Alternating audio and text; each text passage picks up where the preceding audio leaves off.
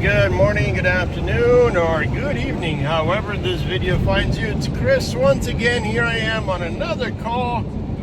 This time, let me turn the radio down. It's another unusual call, and we get a bunch of these towing calls that are just simply hook them up and go. But this one, the customer is complaining that she left her parking brake on and has been driving with her parking brake for quite a bit of time now, for the last hour or so perhaps, and finally it seized up and brought her to a stop on the freeway on the side of the road on Highway 84 in Troutdale. So her parking brake is electronic, and everybody know, most people know that the actual parking brake line, or the cable that goes from your either manual pulley, either by foot you push on it, or electronically you have a button, a push button or whatever, automatically electronically engages. The actuator engages the pulley, and then the pulley tightens up, and that locks the rear. Usually one of the wheels, one of the calipers in the back, holds the car in place. So it kind of goes from the front dash area near the steer tires, almost underneath your steering column, goes down below underneath your car. It kind of transcends all the way back to the rear axles. In some cases, I don't know for sure if it goes on more than one wheel. I can't remember for sure. Maybe two wheels, possibly two wheels. Regardless, the cable goes all the way to the back. In this case, it's a Nissan Quest van, and it goes all the way to the back and locks the caliper of the rear axle, and then it locks the car. If you drive with it, the caliper itself is engaged. It just, you could damage your brakes, you can damage the line, you can damage a lot of things. So at this point, we're en route to take a look, see what it is that we can do for this lady, and maybe free up that parking brake so she can keep going. Here we are passing exit 16. We're not on the ramp. We're still onto the freeway. If we could find out where the customer's at, which we're hoping that the customer's right up here. We already got the lights going and everything. It looks like the customer's right up here. Could have been underneath the bridge. That would have been easier so we don't get wet. At this point, heavy amounts of traffic. We're showing up. Taking a look, see what we can do to help her. Here's the customer. And just like that, you see here the parking brake, the push foot pedal that goes in, forward, or back out. It is spring actuated, and when we arrived, we found it compressed all the way to the floor. So we used a process of elimination. We examined the undercarriage, we looked for the lines, we made certain that nothing was torn, pulled apart, or broken, and then we came into the cab and we attempted to push the pedal a few different times until it released. You can see here in the image provided, the outside of the vehicle has a line that comes in from the back axle all the way to the very front. That we examined. We tapped on it. We moved it just slightly with a little tiny hammer. We tapped on it to perhaps release a little bit of its tensile strength, because it was locked in place by heat and also by the stretching of the caliper itself, or the brake pads themselves, pulling it up and running the vehicle on the road while that compression is engaged, force that unit to stay tighter and tighter and tighter. But by tapping it and by pushing on the pedal, we managed to release it. Okay, so what we got going on is we released the parking brake. It's fully released. Customer's back on the road. If you guys didn't see, the caliper back here is locked up in place. Underneath there's that cable. You can see that cable back there.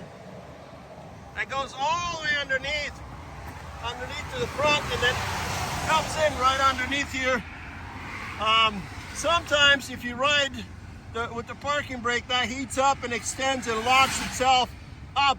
The nice thing is this is a manual, you know, push with your foot. The electronic ones, you can't really get that easy released, but this one released really quickly. And the customer's back on the road safely. So, okay, you guys, we got the customer back on the road. That was a quick service call. We're gonna wait here until she frees and goes onto the main road as we're giving her clearance with the traffic coming in and going out. We got our four ways, our marker lights, our flashers going. Heavy amounts of traffic, rain. We want to make certain that she's comfortable to get out and that the vehicle runs properly. You know, again, we use the process of elimination. We started by examining the undercarriage underneath the cable that comes in from the caliper to the front. We look for damage, we look for any caliper issues that you can visibly see, any brake issues that you can visibly see. We didn't see any of that, so then we immediately went into the cab. We looked at electronically or manual. In this case, was a manual push pedal for the brake. So we inspected that. It looked to be okay. It looked to be tight. When we looked upon it, it was tight and tightly squeezed. So what we did is we essentially pushed on the brake pedal, that is the parking brake, a few different times until it released. And because the customer's been sitting for a while, likely that wire, that caliper, that heat has dissipated, and the unit ended up releasing on its own. Of course, manually with our hand and foot application. Here's the customer leaving safely and getting back on the road. Keep that in mind, use the process of elimination. Don't leave anything behind. Check your brakes, check your lines, check to make sure the customer didn't run over anything. And there's additional problems before you release the customer. Examine the undercarriage properly, examine the wheels, examine the tires. We've done all that. By the way, I couldn't capture every moment of that with my camera because it's freaking windy out here and wet and cold. It's about 28, maybe 29 degrees. And it's very hard to hold the camera and do what you need to do, crawl on your belly and on your stomach. As you see, my jacket is completely covered. So we process of elimination makes the difference, because then you know, at least you know you've covered those bases and you know where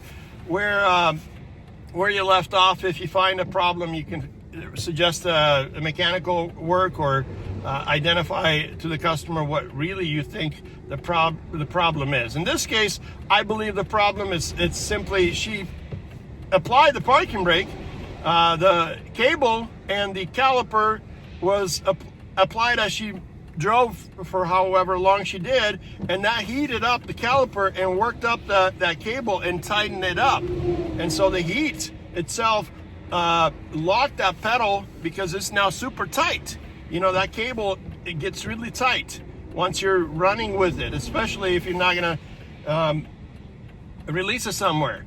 And the caliper itself probably was rubbing against the brakes, the shoes, that is. I'm sorry, the shoes were applied, and so she probably smelled a little bit, but who can smell anything in this wind right now? Eventually she came to a stop, recognized, attempted to release the parking brake. She couldn't do it because it was locked tremendously with a lot of force.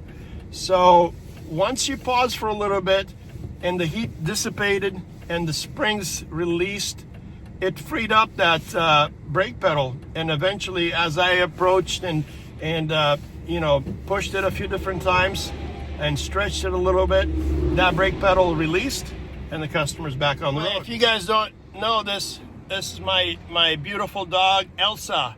Elsa's with me on a call this morning, and she is a golden doodle. She's out to enjoy a little bit of this cold weather with me. Elsa, hey, what you doing, girl? Anyway, for those of you guys that want to own a dog, a guard dog, a protective dog, well, this is not it. This is a companion dog. She will love the intruder to death. She is the friendliest dog I've ever owned. Her sister and her sister's no longer with us, but Elsa is, are golden doodles, half poodle, half golden retriever. And they are the most friendliest dogs ever in the world. Elsa has been on with me on a number of calls, and she's been very, very friendly and very safe to have along inside the back of my vehicles, whichever I drive. If you get yourself a dog, get yourself a golden doodle, unless you need a protective dog. Then you got to get something else like a German Shepherd or some bigger animal that would really protect you. But these guys, they're very, very mild, very easy to have around, and they get along with pretty much almost anybody. Thanks for watching.